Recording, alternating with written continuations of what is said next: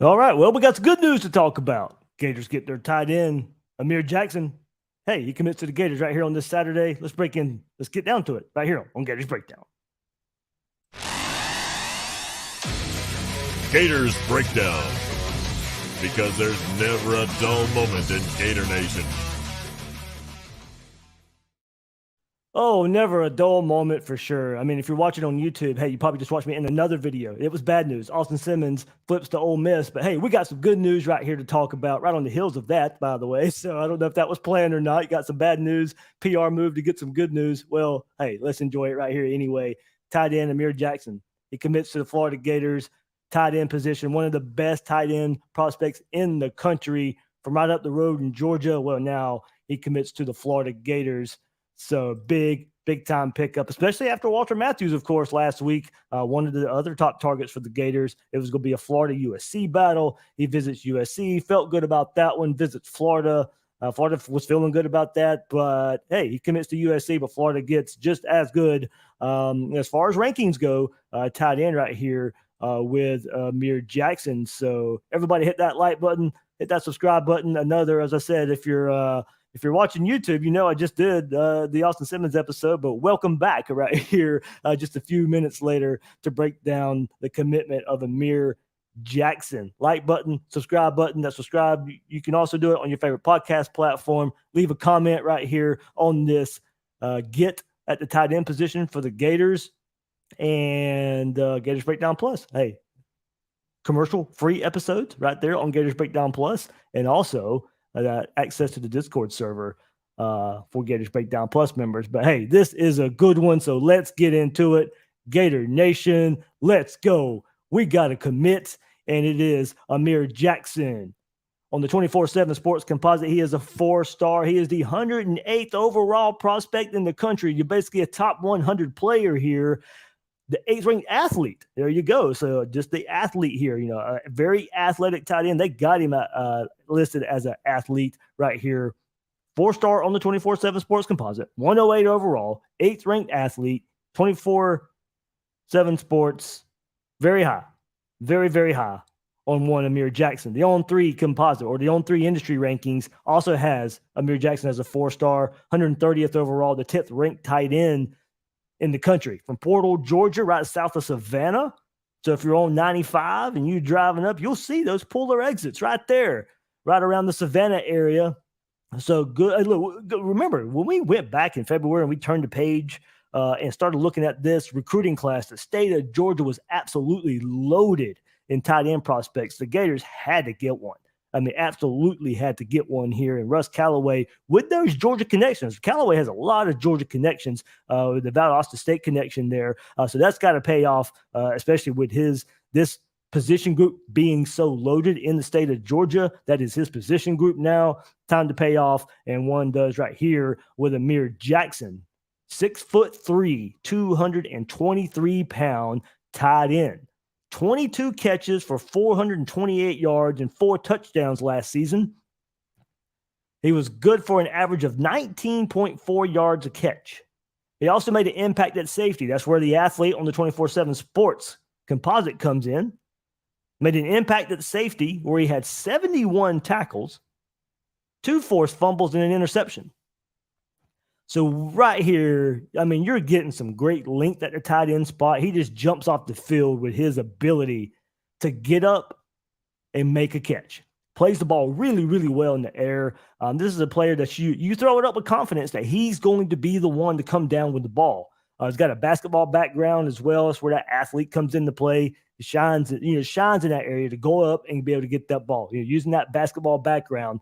Shows good burst for a bigger body, pretty fast off the ball. He may play bigger once on campus. We'll kind of see that. As I said, if you look at him right now, listed at 223, he might can add, add some muscle, add some weight to his frame. But I mean, right here, he may play bigger once he gets on campus. He's just a good, versatile option here at the tight end spot. We need to develop as a blocker, of course, a really good receiving tight end right now. So, most of that work will be as a blocker, maybe work on that, his route running, to get in and out of breaks and such, but certainly can play inside and outside. And certainly, he's one of these tight ends that's going to answer that question of how and if Billy Napier uses the tight end position with a weapon like this. He doesn't, I don't necessarily think he's had one. I think Boardingham is maybe something that we'll get to see this fall as maybe an inkling on how Billy Napier wants to use the tight end position moving forward. But one like Amir Jackson, who has the experience of playing the position, has the experience of being able to use his body, know how to go up and get a ball. This is the prospect I think we're going to get our answer on how Billy Napier wants to use the tight end position and if he can use the tight end position. So this, Jackson can play as this big body receiver. That's what I like about him, of course. We know blocking is going to be important in those two tight end sets for Billy Napier. But, this big body, more receiver type, I want to see how he uses one of these, especially once this blocking gets developed. I mean, you can't go out there and not block at all, of course. But, once you get this blocking rapport down here, I want to see how that develops. And look, it'll be hard. Once he gets that part, it'll be hard to take this player off the field in Amir Jackson being the receiver and just developing as a blocker just a bit. So doesn't have to be an excellent blocker right away or maybe even ever, but good enough to stay on the field and be that versatile type of mismatch where you can keep him on the field and disguise how you're going to use him out there. So the question now comes, I mentioned Walter Matthews, and Florida was setting up where Florida was probably going to take two tight ends. If you could get Walter Matthews and Amir Jackson, great. Or if you can get now an Amir Jackson, and where do we go from here? We'll see where Florida goes with Jonathan Eccles, the Tennessee commit. I believe he's on Tennessee's campus this weekend. We'll see if they can kind of shut the door on some good Florida momentum. Look, while I talk about momentum, I want to do the respect of Amir Jackson here and give him his props, but for the bad news that was Austin Simmons earlier today, if you're listening here on this Saturday, for this one, I was given inklings of, hey, we're hearing some good things on the recruiting trail for this weekend. Hey, it's great that one played out. We said it's time to get these big names on campus and it's time to get them signed, not signed, still delivered, but down the road, but get their name on that commitment list. And that's what happened here. So, for once, the good news that we were hearing, hey, it paid off. Now, it was going to happen this weekend anyway, I think,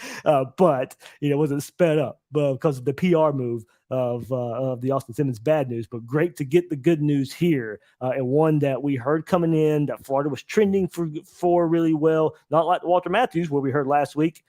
Florida was trending really well. Thought they could stay off USC. USC was a threat, but Florida still felt really, really good about where they were. Well, Florida feels really good about where they were with Amir Jackson, even more so now, but felt really good coming into this weekend about getting his commitment. But Florida feels good about the work they've put in with Jonathan Eccles as well and Eric Carner at the same time. So, I think Florida right now would be fine with just taking one tight end.